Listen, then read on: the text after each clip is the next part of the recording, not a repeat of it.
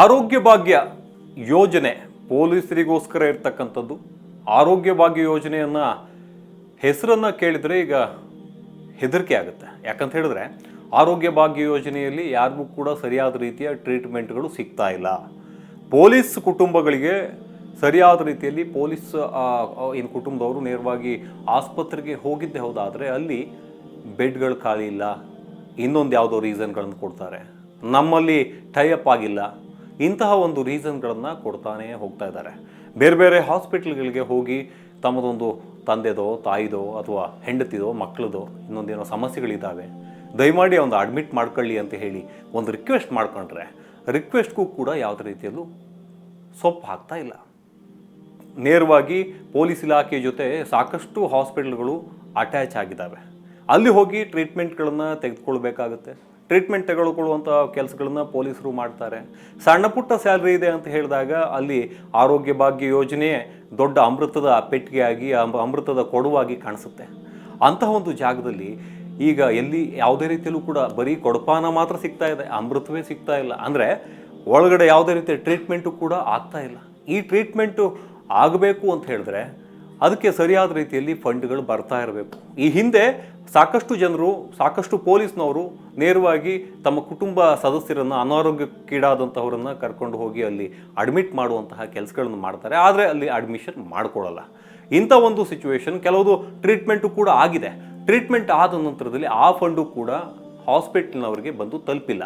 ಸರ್ಕಾರದಿಂದ cut ಮಾಡಿಕೊಳ್ಳುವಂಥ police ಇಲಾಖೆಯಲ್ಲಿ ಇವರಿಗೆ ಆರೋಗ್ಯಕ್ಕಂತಾನೆ ಇಂತಿಷ್ಟು ಅಮೌಂಟ್ಗಳನ್ನು ಕಟ್ ಮಾಡ್ಕೊಳ್ತಾರೆ ಅವರ ಸ್ಯಾಲ್ರಿಯಲ್ಲೇ. ಆ ಸ್ಯಾಲ್ರಿಯಲ್ಲಿ ಅವ್ರು ಇಡೀ ಕುಟುಂಬದವರ ಏನು ಪ್ಯಾಕೇಜ್ ಇರುತ್ತೆ ಅದು ನಡೀತಾ ಇರುತ್ತೆ.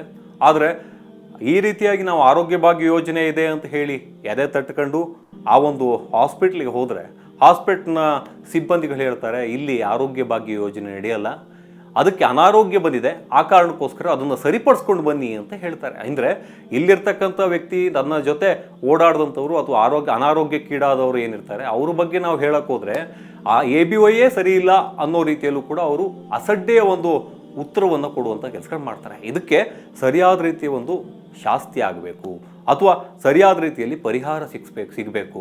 ಇಲ್ಲ ಅಂತ ಹೇಳಿದ್ರೆ ಸಮಸ್ಯೆಗಳಾಗ್ತವೆ. ಯಾಕಂತ ಹೇಳಿದ್ರೆ ಆರೋಗ್ಯ ಭಾಗ್ಯ ಯೋಜನೆಯನ್ನು ಬಳಸ್ಕೊತಾ ಇರೋದು ಪೊಲೀಸ್ ಕಾನ್ಸ್ಟೇಬಲಿಂದ ಒಬ್ಬ ASIವರೆಗೂ ಕೂಡ ಬಳಸ್ಕೊತಾನೆ. ಯಾಕಂದರೆ ಕಡಿಮೆ ಸ್ಯಾಲ್ರಿ ಇರುತ್ತೆ, ತನ್ನ ಕುಟುಂಬದ ಏನೋ ಅನಾರೋಗ್ಯ ಕಾಡ್ತು ಅಂತ ಹೇಳಿದ್ರು ABOಯಿಂದ ಪರಿಹಾರ ಸಿಗುತ್ತೆ, ಅಥವಾ ಅಲ್ಲಿ ಬೆಡ್ ಚಾರ್ಜಿಂದ ಹಿಡಿದು ಚಿಕಿತ್ಸೆಯ ಚಾರ್ಜ್ ಎಲ್ಲದೂ ಕೂಡ ಮುಗ್ದೋಗ್ಬಿಡುತ್ತೆ ಅಂತ ಹೇಳ್ತಾರೆ. ಆದರೆ ಅಂತಹ ಒಂದು ಅದನ್ನೇ ABOಯನ್ನೇ ನಂಬ್ಕೊಂಡಿರ್ತಕ್ಕಂಥ ಏನು ಪೊಲೀಸ್ ಕುಟುಂಬಗಳು ಇದೀಗ ಯಾವ ಹಾಸ್ಪಿಟ್ಲಿಗೆ ಹೋಗೋದು, ಸೆಲೆಕ್ಟೆಡ್ ಹಾಸ್ಪಿಟ್ಲಿಗೆ ಹೋಗೋದಾ? ಅದರಲ್ಲೂ ಕೂಡ ಕೆಲವು ಹಾಸ್ಪಿಟಲ್ನವರು ಈ ಒಂದು ಏನು ಪಿಸ್ತೂಲ ಅಂತ ಹೇಳ್ತಾರಲ್ಲ ಅಂತಹ ಕಾಯಿಲೆಗೆ ಸಂಬಂಧಪಟ್ಟಂಗೆ ನಾವು ಟ್ರೀಟ್ಮೆಂಟ್ ಕೊಡಲ್ಲ, ಇನ್ನು ಹೆರಿಗೆ ವಿಚಾರಕ್ಕೆ ಸಂಬಂಧಪಟ್ಟಂಗೆ ನಾವು ಟ್ರೀಟ್ಮೆಂಟ್ ಕೊಡಲ್ಲ, ಸಣ್ಣ ಪುಟ್ಟ ಸರ್ಜರಿಗಳಿದ್ರೆ ತಗೊಂಡು ಬನ್ನಿ, ನಾವು ಬೇಕಾದರೂ ಅದ್ರ ಬಗ್ಗೆ ಹೇಳ್ತೀವಿ ಅಂತ ಸೆಲೆಕ್ಟೆಡ್ ಇರ್ತಕ್ಕಂಥ ಹಾಸ್ಪಿಟ್ಲ್ನವ್ರು ಹೇಳ್ತಾ ಇದ್ದಾರೆ. ಉಳಿದಿರ್ತಕ್ಕಂಥ ಹಾಸ್ಪಿಟ್ಲ್ನವರು ನಮ್ಗೆ ಹಳೆ ಬಿಲ್ಲೇ ಬಂದಿಲ್ಲ, ಏನು ಮಾಡೋದು ನೀವು ಹೇಳಿ, ನಿಮ್ಮ ಮೇಲ್ಗಡೆ ಇರ್ತಕ್ಕಂಥ ಪೊಲೀಸ್ ಅಧಿಕಾರಿಗಳಿಗೆ ತಿಳಿಸಿ ಅಂತೇಳಿ ಹೇಳ್ತಾರೆ. ಇವರೆಲ್ಲೂ ಹೋಗೋಕ್ಕಾಗತ್ತೆ? ಎಲ್ಲೂ ಹೋಗೋಕ್ಕಾಗಲ್ಲ. ಸಮಸ್ಯೆಗಳು ಹೀಗೆ ಉಲ್ಬಣಿಸ್ತಾ ಹೋಗ್ತವೆ.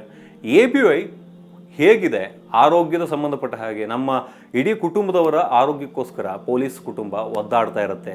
ಒಂದೊಂದು ರೂಪಾಯಿನೂ ಕೂಡ ಸಂಪಾದನೆ ಮಾಡಬೇಕು ಅಂತ ತನ್ನ ಕುಟುಂಬ ಕಣ್ಣಿಗೆ ಬರುತ್ತೆ. ಒಂದು ವೇಳೆ ಅವ್ರಿಗೇನಾದ್ರು ಸಮಸ್ಯೆ ಆಯಿತು ಅಂತ ಹೇಳಿದ್ರೆ ABOI ಬಂದು ಏನು ಯೂಸ್ ಇದೆ? ಅದಕ್ಕೋಸ್ಕರ ABOIಗೆ ಸರಿಯಾದ ರೀತಿ ಒಂದು ಫಂಡ್ಗಳನ್ನ ಇಟ್ಕೋಬೇಕು. ಆ ಫಂಡ್ಗಳನ್ನು ನಂತರದಲ್ಲಿ ಇವರಿಗೆ ಸರಿಯಾದ ಸಮಯದಲ್ಲಿ ಎಲ್ಲಿ ಅಡ್ಮಿಟ್ ಆಗ್ತಾರೆ ಅಂಥ ಸಮಯದಲ್ಲಿ ಅದು ಬಿಡುಗಡೆ ಮಾಡುವಂಥ ಕೆಲಸಗಳು ಮಾಡಬೇಕು. ಇಲ್ಲದೆ ಹೋದರೆ ಯಾವುದೋ ಒಂದು ವಿಚಾರದಲ್ಲಿ ಗಾಳಿಯಲ್ಲಿ ಗುಂಡು ಹೊಡೆದ ಆ ರೀತಿಯಲ್ಲಿ ABOI ಇದೆ, ಹೆಸರಿಗೆ ಮಾತ್ರ ಇದೆ ಅನ್ನೋ ಒಂದು ವಿಚಾರಗಳು ಬರ್ತವೆ. ಇದು ಸರಿಯಲ್ಲ. ಆದಷ್ಟು ಬೇಗ ಇದಕ್ಕೆ ಒಂದು ಪರಿಹಾರವನ್ನು ಸೂಚಿಸಲೇಬೇಕು.